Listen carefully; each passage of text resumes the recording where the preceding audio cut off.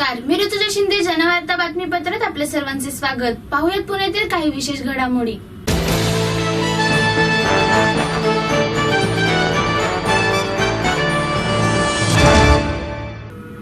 मुख्यमंत्र्यांची भेट घेऊन कचरा डेपो विषयी चर्चा करणार असल्याचे खासदार सुप्रिया सुळे यांनी सांगितले.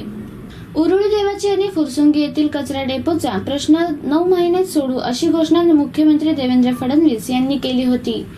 23 महिने झाले तरी अजून कचरा मार्गी लावण्यात हे सरकार अपयशी ठरले असून मुख्यमंत्र्यांनी दिलेला शब्द पाळावा अशा शब्दात खासदार सुप्रिया सुळे यांनी मुख्यमंत्र्यांवर टीका केली.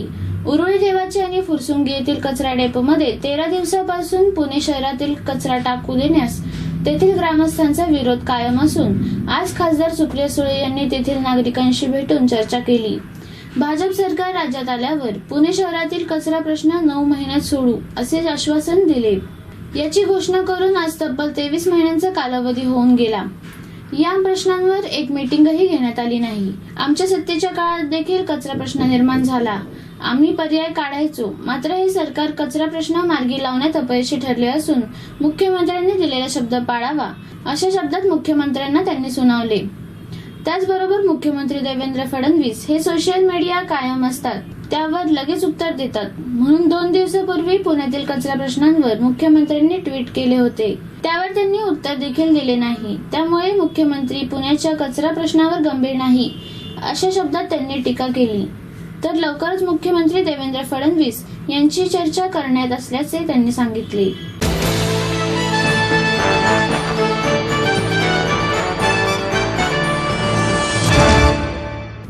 3.5 मुहूर्तांपैकी एक असलेला अक्षय तृतीयेचा मुहूर्त साधत पुण्यातील दगडूशेठ गणपतीला 11,000 आंब्यांचा महानैवेद्य अर्पण करण्यात आला. बाप्पांभोवती आंब्याची आरास करण्यात आली आहे. पुण्यातील देसाई बंधू आंबेवाले यांच्याकडून दरवर्षी बाप्पाला आंब्याचा महानैवेद्य देण्यात आला.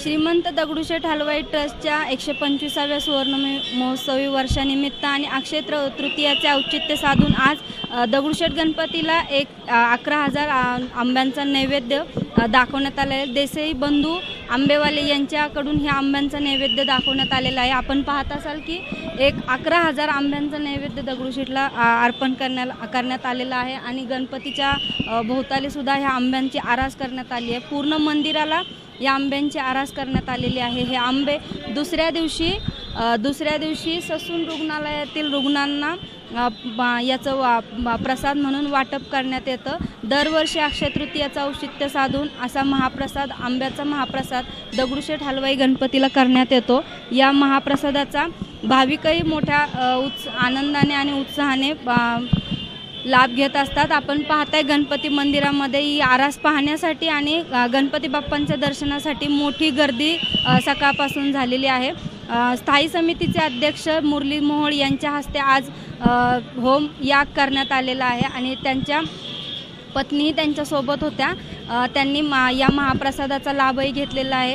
आणि महाराष्ट्राचा आराध्य दैवत दगडूशेठ हलवाई गणपती, अक्षय तृतीया हा एक 3.5 मुहूर्त आणि फळांचा राजा आंबा याचा औचित्य साधून आजचा हा मुहूर्ताला आम्ही ही आंबा हा बाप्पांचरणी महानैवेद्य हा करतो। 2 अनाथ आश्रम आणि पिताश्री आश्रमाला आणि काही आंबा हा इथे उद्या भक्तांना वाटण्यात येतो। तर या निमित्ताने एक आम्ही साकडं घालतो बाप्पांना। तसं गेल्या वर्षी साकडं घातलं होतं की गेल्या वर्षीचा हवामानातला जो लहरीपणा होता त्यामुळे आंबा शेतकऱ्यांना अनेक अडचणी निर्माण झाल्या। आंब्याचा दर्जा नीट चांगला नव्हता आणि आंबा प्रेमींना आंबा चांगला मिळत नव्हता। पण ह्याच दिवशी अक्षय तृतीयेला आम्ही बाप्पांचरणी एक प्रार्थना केली की पुढल्या वर्षी मात्र आंबा शेतकऱ्यांच्या अडचणी दूर कर आणि आंबा हा सर्वसामान्यांच्या आवाक्यात चांगल्या दर्जाचा मिळो आणि सर्व शेतकऱ्यांना त्याचं चांगलं सुखाने आनंदाने वर्ष जावो। आणि ती बाप्पांनी खरोखरी यावर्षीचा हंगाम अतिशय चांगला प्रतीचा केला आणि सर्वसामान्यांच्या आवाक्यात चांगला आंबा मिळतोय हे बाप्पांनी आमचं अगदी प्रार्थना आहे। आणि अक्षय तृतीयेला पूर्वीपासूनची परंपरा अशी आहे की आंबा हा देवाला दाखवून नैवेद्य दाखवूनच आंब्याची खायची सुरुवात केली जाते आणि ती परंपरा जोपासूनच आम्ही आज बाप्पांच्या चरणी आंबा हा। मी महेश सूर्यवंशी, कोषाध्यक्ष श्रीमंत दगडूशेठ हलवाई गणपती ट्रस्ट। दरवर्षी अक्षय तृतीयेच्या शुभ मुहूर्तावर गणपती बाप्पांना सुमारे 11,000 आंब्यांचा महानैवेद्य हा अर्पण केला जातो। पुण्यातले आंब्याचे सुप्रसिद्ध व्यापारी मंदारजी देसाई यांच्या कुटुंबियांच्या वतीने हा बाप्पांना महाप्रसाद चढवला जातो आणि संपूर्ण दिवसभर आजचा दिवस ठेवून उद्या आपण ससूनमधील रुग्णाला हा प्रसाद म्हणून हे सगळे आंबे आपण वाटत असतो। आज त्या रुग्णांचं जे दुखणं आहे ते जावून त्यांना एक अक्षय्य आनंद मिळावा या सदेहेतूने हा महानैवेद्य बाप्पांना दाखवण्यात आलेला आहे। त्याचप्रमाणे महाराष्ट्रातील जे शेतकरी आहे जे आंबा पिकवतात परंतु आज ते अडचणीत आहेत तर त्यांना देखील गणरायांनी समृद्धी द्यावी आणि ती अक्षय्य टिकावी या सदेहेतूने हा सर्वांच्या वतीने महानैवेद्य गणरायांना अर्पण करण्यात आलेला आहे। बाप्पांचं 125वा शतकोत्तर रौप्य महोत्सव हा सुरू आहे आणि आजच अक्षय तृतीयेच्या मुहूर्तावर आपण हिंद केसरीच्या स्पर्धा या पुण्यामध्ये बाबूराव सणस मैदानावर घेतलेल्या आहेत। आज 5:30 वाजता त्याचा उद्घाटन समारंभ आहे आणि 28, 29, 30 या 3 दिवस या स्पर्धा रंगणार आहेत। 30 तारखेला हिंद केसरी किताबाचं टायटल हे फायनल होणार आहे आणि आपल्या माध्यमातून सर्वांनी या खेळाला प्रोत्साहन म्हणून त्या ठिकाणी आवर्जून उपस्थित राहावं अशी आपल्याला आमच्या ट्रस्टच्या वतीने मी विनंती करतो। धन्यवाद। अक्षय तृतीयानिमित्त दरवर्षी दगडूशेठ गणपतीला हा महाप्रसाद करण्यात येतो आणि या महाप्रसादाचा दरवर्षी हजारो भाविक लाभ घेत असतात। कॅमेरामन ओमकार सोबत मी सोनाली, जनवार्ता न्यूज, पुणे।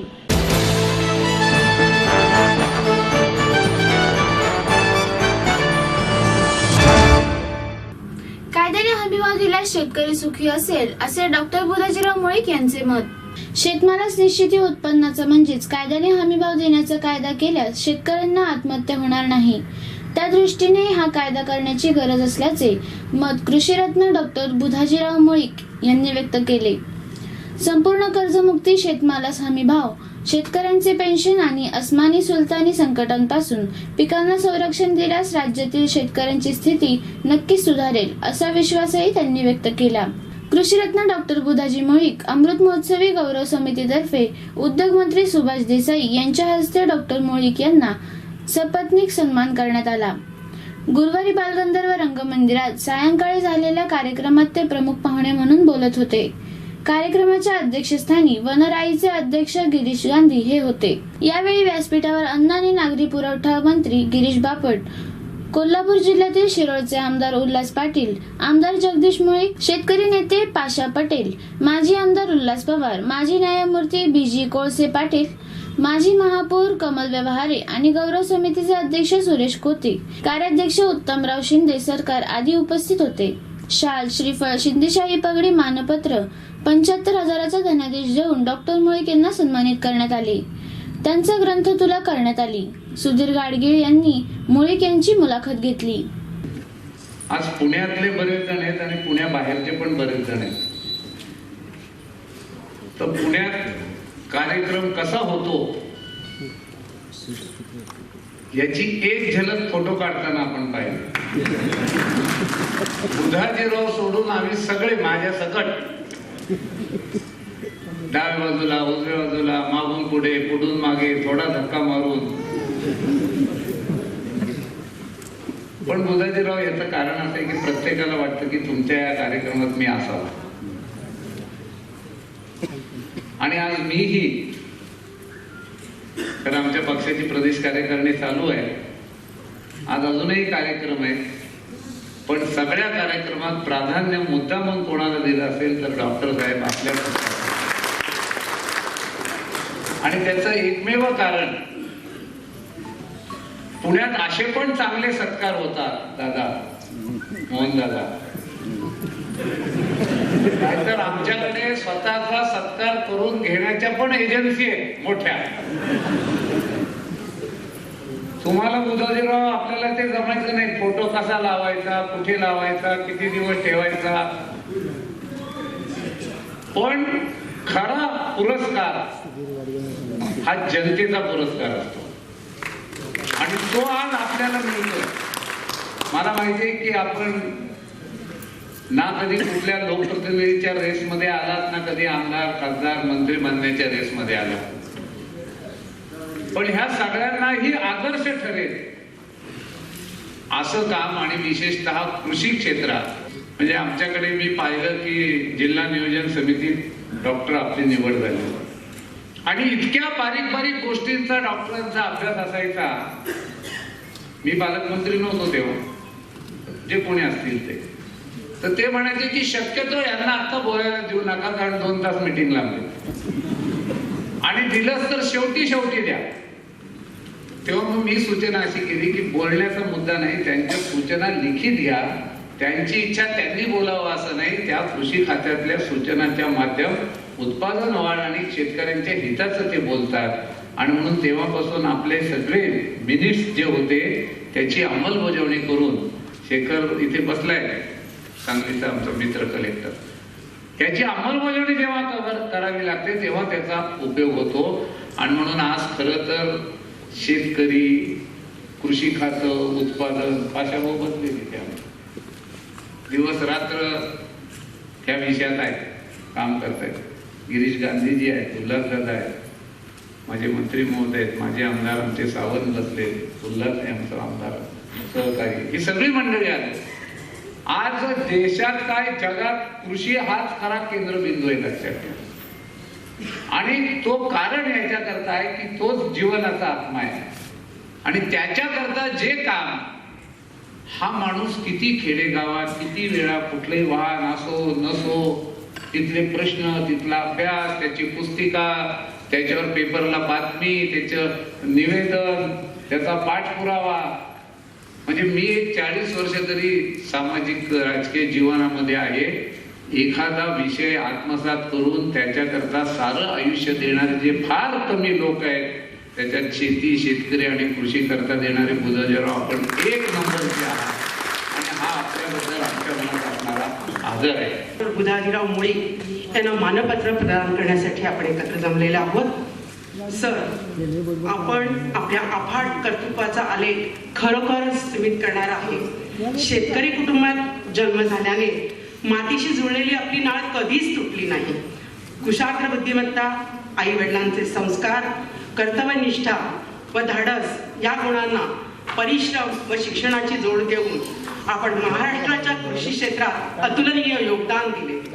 अमेरिकेतून शेती व सिंचन अभियांत्रिकी डॉक्टरेट घेऊनही आपण शिक्षण आपल्या देशाच्या कामी लावले. शाश्वत शेतीचा विकास, भारतातील शेतकऱ्यांची उन्नती, निसर्ग व पर्यावरण संवर्धन व तरुण पिढीला ज्ञानसंपन्न करण्याची जिद्द, शेती हाच आपला सदैव ध्यास राहिला आहे. ज्ञानदानाविषयी तळमळ व निष्ठेमुळे आपण आदर्श प्राध्यापक ठरलात व अनेक विद्यार्थ्यांना मोलाचे मार्गदर्शन दिले. ग्रामीण महाराष्ट्रातील अगणित सामान्य शेतकरी कुटुंबाचे आपण श्रद्धास्थान आहात. आपल्या मौलिक कार्याबद्दल अनेक प्रतिष्ठेचे पुरस्कार आपणास लाभले.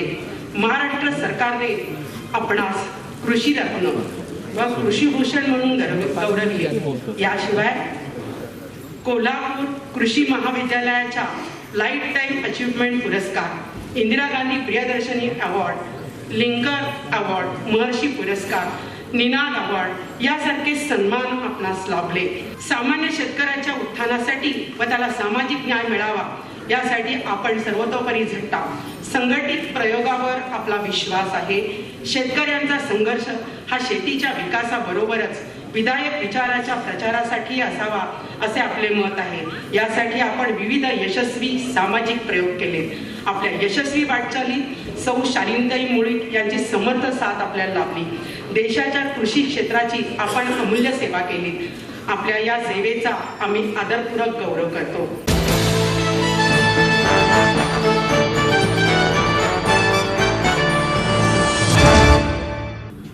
कामगारांना हिसका दाखवावा लागेल असा धनंजय मुंडे यांचा इशारा.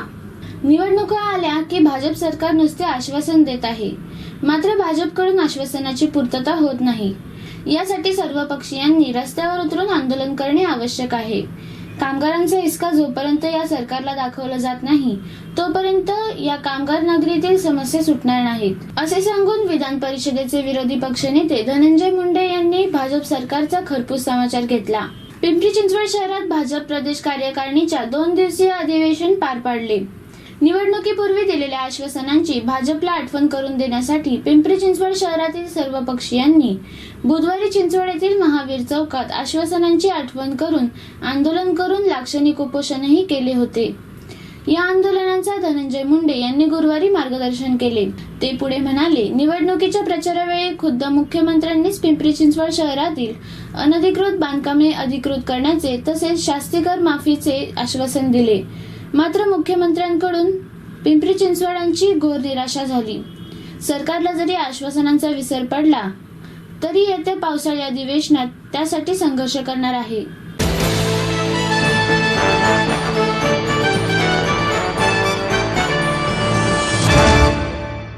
भाजप प्रदेश कार्यकारिणीची बैठक प्रदेशाध्यक्ष खासदार रावसाहेब दानवे यांच्या अध्यक्षतेखाली पार पडली.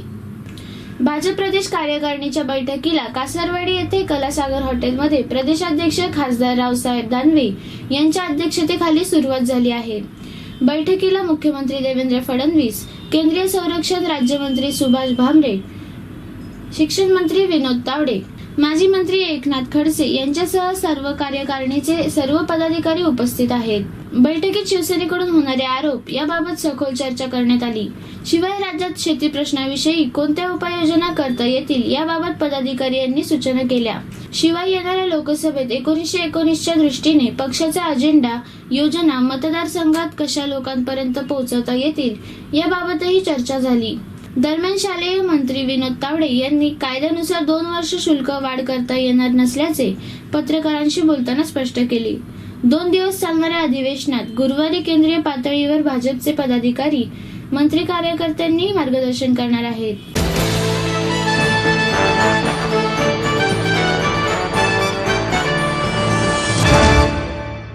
जागतिक कामगार दिनानिमित्त अनु आगा यांना नारायण मेघाजी लोखंडे उद्योजकता पुरस्कार जाहीर करण्यात आला. मी नामदेव शेलार, अध्यक्ष नारायण मेघाजी लोखंडे प्रतिष्ठान. कार्यक्रमाचं स्वरूप 1 मे दिनानिमित्त हा कार्यक्रम आम्ही आयोजित केला आहे. नारायण मेघाजी लोखंडे यांच्या कार्याचा गौरव करण्यासाठी काही मंडळींना आम्ही पुरस्कार दिलेले आहेत. तसेच काही कामगारांचा नेत्यांचा सत्कारही ठेवलेला आहे. याला खासदार 2 खासदार, एक शिवसेनेचे खासदार आप्पा बारणे आणि BJPचे खासदार साबळे या उपस्थित राहणार आहेत. प्रमुख पाहुणे म्हणून मनोहर कदम हे उपस्थित राहणार आहेत. आणि नारायण मेघाजी लोखंड्यांची माहिती सांगण्यासाठी आणि त्यांचं सगळं एकंदरीत चरित्रावर त्यांच्या भाष्य करण्यासाठी डॉक्टर विकास आबनावे हे त्यांचं भाषण ठेवण्यात आहे. तसेच 1 मेचं प्रयोजन का करण्यात येतं त्यासंबंधीचा अरुण खोरे यांचंही भाषण ठेवण्यात आलेलं आहे. आणि हा कार्यक्रम 1 मे रोजी हॉटस्टार हॉल त्यामध्ये ठेवण्यात आलेला आहे. तरी सगळ्यांनी उपस्थित ऑटोकस हॉल पिंपरी चिंचवड येथे ठेवण्यात आलेला आहे. तो कार्यक्रम 4:30च्या दरम्यान साधारणपणे सुरू होईल.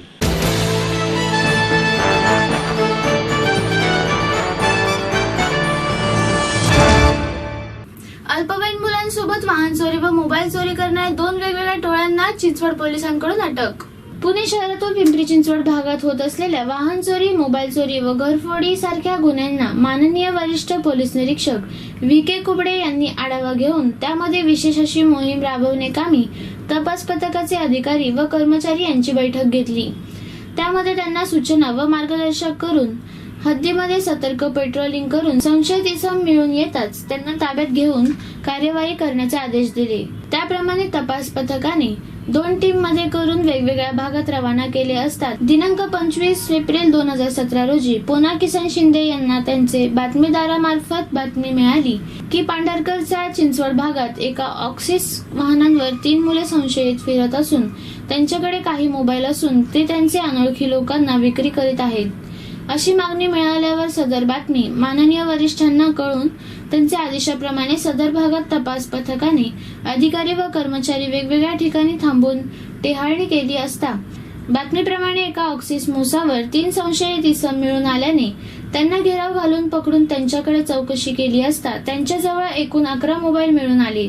त्यांच्याकडे सदर मोबाईल व ऍक्सेस गाडीबाबत विचारणा केली असता त्यांनी समाधानकारक उत्तर न देता उडवाउडवीचे उत्तर दिल्याने त्यांना CRPC 41(1) प्रमाणे ताब्यात घेऊन तपास केली असता सदरची ऍक्टिवा ही बंड गार्डन ठाणे हद्दीतून चोरी केल्याचे व पिंपरी चिंचवड परिसरातून मोबाईल चोरल्याने सांगितल्याने गोविंद शिवाजी अवतारे वय 18 वर्ष राहणारा दळवीनगर झोप चिंचवड पुणे, विष्णू संजय शिगवण वय 18 राहणारा ओटा स्कीम निगडी व त्याचा एक अल्पवयीन साथीदार यांना अटक करून त्यांच्याकडून 1 मोसा व 11 मोबाईल असा एकूण 1,34,000 किंमत रुपयांचा मुद्देमाल हस्तगत करून बंडगारण पोस्टेचा 1, पिंपरी पोस्टेचा 1 गुन्हा व चिंचवड 3 गुन्हे उघडकीस आले व इतर 7 मोबाईल बाबत तपास चालू आहे.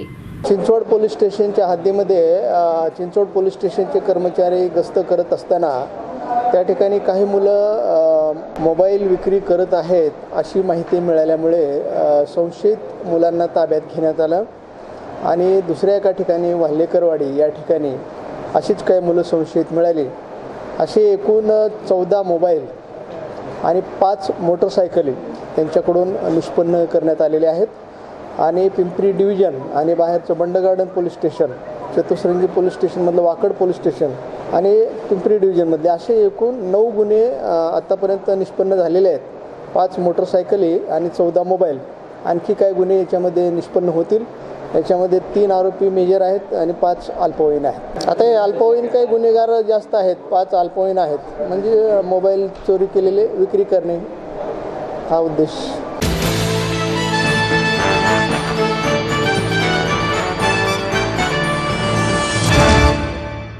दहावीच्या सर्व विद्यार्थ्यांना कला अहवाल डाउनलोड करण्यासाठी www.mahacareermitra.in या पोर्टल व ॲपचे उद्घाटन करण्यात आले. शासनाच्या वतीने सुरू करण्यात आलेल्या कला चाचणी उपक्रमाअंतर्गत इयत्ता 10वीच्या सर्व विद्यार्थ्यांना कला अहवाल डाउनलोड करण्यासाठी www.mahacareermitra.in या पोर्टल व महाकरियर ॲपचे उद्घाटन आज करण्यात आले. हे पोर्टल ॲप व हेल्पलाईन महाराष्ट्र शासन आणि श्यामची आई फाउंडेशनच्या संयुक्त विद्यमाने कार्यान्वित करण्यात आले आहे. यावेळी श्यामची आई फाउंडेशनचे अध्यक्ष भरतजला संचालिक शीतल बापट हे उपस्थित होते. विनोद तावडे पुढे म्हणाले की काही जण शिक्षण शुल्कामध्ये वाढ न करता इतर पद्धतीने शुल्क आकारतात. यामध्ये गणवेश, बस, इतर ऍक्टिव्हिटीज यामधून शुल्क आकारतात. परंतु शिक्षण शुल्क नियंत्रण कायद्यानुसार कोणतेही शुल्क 15% पुढे करता येत नाही. जर अशा पद्धतीने कोणी शुल्क आकारत असेल तर त्यांच्यावर कार्यवाही करून कडक शासन देण्यात येईल, असेही त्यांनी यावेळी स्पष्ट केले. शिक्षण शुल्क वाढीच्या संदर्भात तक्रारी आल्या असून त्यांचा अहवाल तयार करण्यात आला आहे. तो शासनाकडे पाठवण्यात आला आहे. त्याबाबत हेअरिंग घेऊन त्यात तथ्य आढळल्यास शासन कार्यवाही करेल. शासनाकडून कल मापन चाचणी घेण्यात आली. मुलाचा कल कोठे आहे हे या कल चाचणी मापन चाचणीतून समजते. किती मूल्य कोणत्या शाखेत प्रवेश घेणार आहेत याचा अंदाज येतो. या कल चाचणीमध्ये पिंपरी चिंचवडमधील गुरुकुलच्या 7 विद्यार्थ्यांनी सहभाग घेतला. त्यांना योग्य मार्गदर्शन मिळाल्यानंतर त्यांनी IIT मध्ये प्रवेश घेतला असल्याचे तावडे यांनी यावेळी नमूद केले. शासनाने सुरू केलेली कल चाचणी हा उपक्रम विद्यार्थी व पालकांना करिअर निवडण्यासाठी मार्गदर्शन ठरला असल्याचेही त्यांनी सांगितले. 2017 मध्ये घेण्यात आलेल्या कल चाचणीमध्ये 16,67,445 विद्यार्थ्यांची कल चाचणी घेऊन त्यांना योग्य ते मार्गदर्शन करण्यात आले. अतिदुर्गम भागातील विद्यार्थ्यांनाही त्यांचा कल असल्याच्या क्षेत्राबाबत उपलब्ध संधी मिळवून घेता यावी यासाठी हे पोर्टल आणि हेल्पलाईन सुरू करण्यात आली आहे. महाराष्ट्रातील प्रत्येक विद्यार्थ्याला यामुळे त्याच्या करिअरची निवड करण्याची समान संधी यामुळे उपलब्ध होणार आहे. मुळात आजचा कार्यक्रम हा कल मापन चाचणीचा आमच्या माध्यमिक शालांत शिक्षण बोर्डाच्या माध्यमातून अधिकृत या हॉलचं भाडं भरून केलेलं आहे. त्यामुळे त्यांचा गैरसमज झाला आहे. माननीय मुख्यमंत्र्यांना वेळ उपलब्ध होण्याच्या दृष्टीने ठिकाण फक्त हे ठेवलं इतका त्यातला मुद्दा आहे. त्यामुळे भाजपने स्पॉन्सर केलं तर चांगलंच आहे. खरं आम्ही पुढच्या वेगवेगळ्या पक्षाने स्पॉन्सर करायला देऊ शकतो. मला वाटतं कलमापन चाचणीचा जो सविस्तर अहवाल आला आहे त्या सगळ्या अहवालातून खऱ्या अर्थाने महाराष्ट्रातला विद्यार्थ्यांचा कल कोणकोणत्या विषयामध्ये आहे हा अतिशय चांगल्या पद्धतीने स्पष्ट होतो आहे. आणि याचा उपयोग थोडा असा असतो की 11वीच्या प्रवेशाला कोणत्या प्रकारच्या विद्यार्थी कोणत्या अभ्यासक्रमाला जातील याचा सुद्धा एक अंदाज या निमित्ताने येतो. आणि त्या पद्धतीची खऱ्या अर्थाने आम्ही पुढे व्यवस्थाच्या प्रवेशाच्या बाबतीमध्ये तेवढ्या जागा उपलब्ध आहेत ना कशा आहेत याची योजना करायला शालेय शिक्षण विभागाला त्यातलं उपयोगी पडतं. मगाशी म्हटलं असं पोर्टलवर मान्यवरांचे व्हिडिओज त्या क्षेत्रातली यशस्वी व्यक्तिमत्व जी आहेत त्यांचे व्हिडिओज टाकलेले आहेत. म्हणजे अनेक वेळा असं होतं की अमुक अभ्यासक्रम घेतल्यानंतर काय होणार तर मी अमुक अभ्यासक्रम घेतल्यामुळे मला हे आयुष्यात यश मी प्राप्त केलं असे काही व्हिडिओज आहेत. किंवा मागच्या ज्या 5 वर्षांचा कल चाचणीचा जो एकूण ॲडमिशन्सच्या आधारे आपण बघत होतो तो लक्षात घेता आपण यावेळी ॲग्रिकल्चर आणि युनिफॉर्म सर्व्हिसेस गणवेशधारी सर्व्हिसेस हे ॲड केले आणि त्याच्यावर आधारित काही प्रश्न विचारले की ज्यातून विद्यार्थ्यांचा त्याचा कल हा या सगळ्यामुळे कळेल. ॲपच्या निर्मितीमुळे आता मोबाईलवर सुद्धा हे पोर्टल आलं त्यामुळे अधिक सहजता ही होऊ शकते. आणि वेगवेगळ्या 7 क्षेत्रांची निवड आता आपण या निमित्ताने केली आणि सगळं यात विद्यार्थ्यांना मदत करण्याचा एक प्रयत्न आपण करतो आहोत. गेल्या वर्षीचा अनुभव तर आपल्या पिंपरी चिंचवडमधल्याच गिरीश प्रभुरेंच्या शाळेतल्या 7 विद्यार्थ्यांनी स्वतः त्या कल चाचणीच्या आधारे ITIचा पर्याय निवडला आणि त्यांची जी आम्हाला काही पत्रं आलेली आहेत की हे जर नसतं झालं तर आम्ही टिपिकल 11वीला कुठेतरी गेलो असतो. आणि खरंच आता आम्हाला आमच्या आवडीचं काम मिळालं. असे राज्यभरामध्ये अनेक विद्यार्थ्यांना म्हणजे कोकणातल्या एका विद्यार्थिनीला कलमापनमध्ये आर्ट आलं पण मार्क होते 90-92% आणि आईवडिलांचा आग्रह त्यामुळे सायन्सला जाऊन मेडिकल करण्याचा होता. तर त्या विद्यार्थिनीचं म्हणणं किंवा कल मला आर्ट करायचं मला त्यात करू द्या. मग त्या पालकांनी मुख्याध्यापकाकडे नेले काय शासनाने खूळ काढलं नवीन एवढे चांगलं मिळून ही आर्ट करते. तर मुख्याध्यापकाने विचारलं तिला तू काय ड्रॉइंग करते का काय करते का तर आई म्हणली आहे कधी ड्रॉइंग करत नाही म्हणली अजिबात. तर ती म्हणली हो मी करते. मग कुठे आहे तुझी दाखव चित्र. मग तिने ती चित्र 10-12 वह्या घेऊन येऊन दाखवल्या. अतिशय चांगली चित्र तिने काढली होती. मग आई म्हणल्यावर ही तू कधी काढली तर मुख्य म्हणले आईला कसं माहीत नाही. ते म्हणजे पहिल्यांदा काढायला बसले तर आई रागवली कुठे वेळ वाया घालवते चल अभ्यास कर. मग मी आईपासून लपून चित्र काढायची आणि त्यामुळे तिच्यातली मूळ आर्ट आहे ती आईवडिलांना या कलमापन चाचणीच्या लक्षात आली. आणि त्यातून मग तिला आर्टला जायला त्या आईवडिलांनी, त्या कणकोलीची ती विद्यार्थिनी आहे, तिला परवानगी दिली. असे अनेक चांगले याचे लाभ विद्यार्थ्यांना त्यांच्या करिअरमध्ये होत आहेत. तुम्ही सगळ्यांना ज्याची उत्सुकता, असा शिक्षण शुल्कच्या विषयातला विषय जो दरवर्षीच गंभीर होतो, पुण्यामध्ये तो अधिक गंभीर होतो. यामध्ये एक तर गोष्ट स्पष्ट आहे की शुल्क नियंत्रण कायद्याप्रमाणे 15% वर कुणालाही शिक्षण शुल्क वाढवता येणार नाही. शासनाला कारवाई करताना CBSE ICSE शाळांच्या विषयामध्ये थोडी अडचण येते, कारण आम्ही ती शाळा कारवाई जर खरंच करायची म्हणजे कडक, तर ती शाळा बंद करणं, आम्ही NOC रद्द करून शाळा बंद करणं, त्या शाळेतील 2-2.5 मुलं रस्त्यावर येणं हेच करू शकतो. पण हा काही मार्ग नसतो. आणि म्हणून त्या शाळांच्या संस्थाचालकांच्या सोबत पालकांची एकत्रित बैठक, सुनावणी लावणं, आणि त्यातून हा राज्यातला कायदा आहे, या कायद्याच्या बाहेर तुम्हाला करता येणार नाही, अशा पद्धतीने त्या ठिकाणी हा प्रयत्न करून आपण मागे घ्यायला लावतो. अनेक वेळा या संस्था कोर्टात जातात. काही संस्थांना अल्पसंख्याक दर्जा असल्यामुळे आम्हाला हे RT सारखं हे लागू नये असं म्हणत असतात. आणि त्यामुळे अनेक वेळा या सगळ्या याच्यामध्ये शासनाच्या माध्यमातून कठोर उपाय उचलत असताना कोर्टाच्या माध्यमातून काही अडथळे या संस्थांकडनं येत असतात. तरीही आपला कायदा अतिशय स्पष्ट आहे. त्या कायद्यामध्ये आवश्यक दुरुस्ती करणार आहोत, पण कोर्टाने या विषयाची सुनावणी सुरू केल्यामुळे लगेच त्याची दुरुस्ती आपण घेतली नाही. पण एक गोष्ट स्पष्ट आहे की या राज्यामध्ये 15%पेक्षा अधिक शुल्कवाढ 2 वर्षात कुठल्याही संस्थेला करता येणार नाही. आणि अशी जर संस्था करत असेल तर शासनाला कडक कारवाई ही करावीच लागेल. पालकांना आपल्या पाल्यांना चांगलं शिक्षण द्यायचं आहे, त्यामुळे ते थोडं आपल्या बजेटमध्ये बसत नसताना सुद्धा चांगल्या शाळांची चांगली फी द्यायला प्रयत्न करतात. पण ती अचानक वाढली की त्यांचं बजेट कोलमडतं. तर असं पालकांवर अन्याय होता कामा नये, हीच शासनाची भूमिका आहे.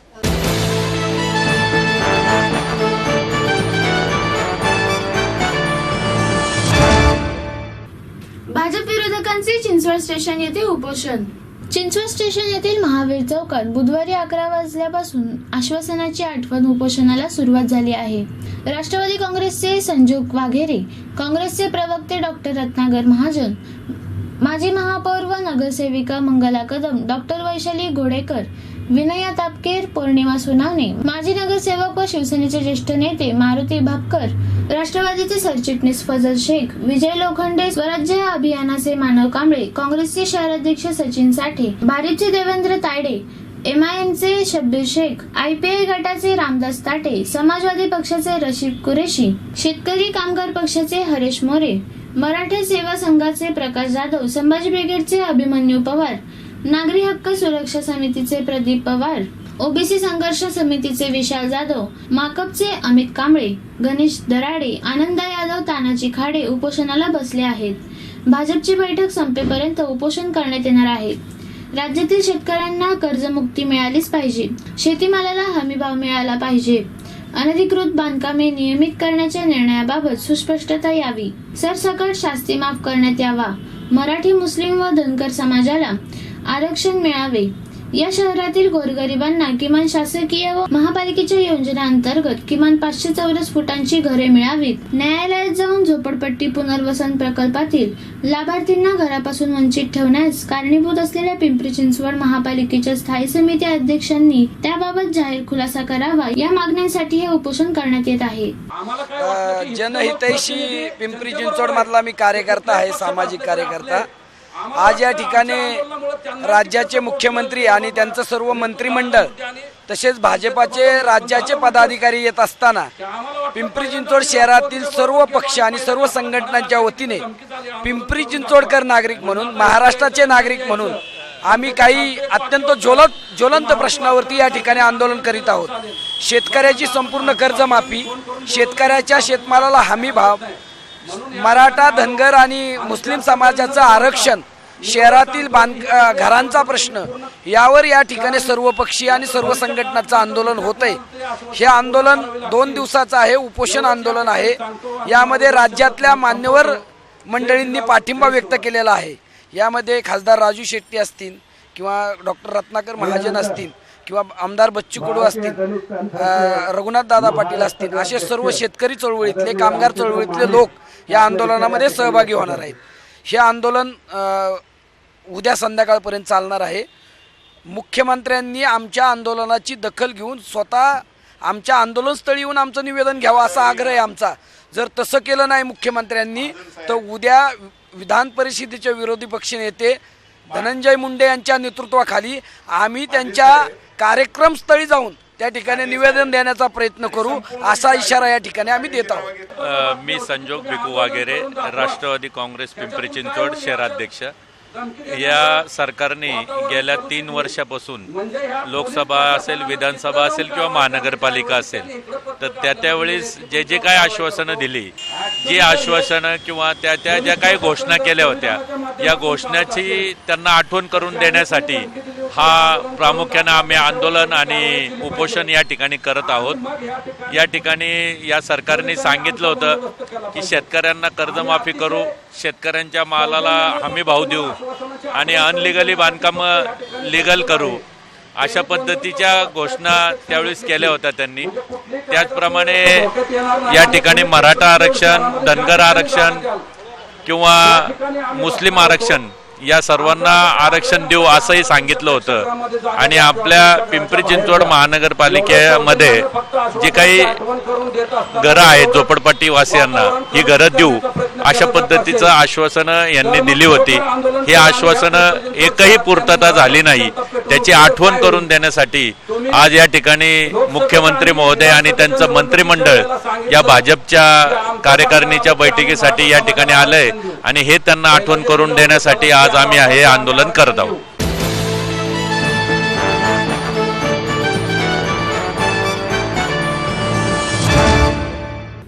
आणि याचबरोबर आजचे जनवार्ता बातमीपत्र संपले. उद्या पुन्हा भेटूया याच वेळी. नमस्कार.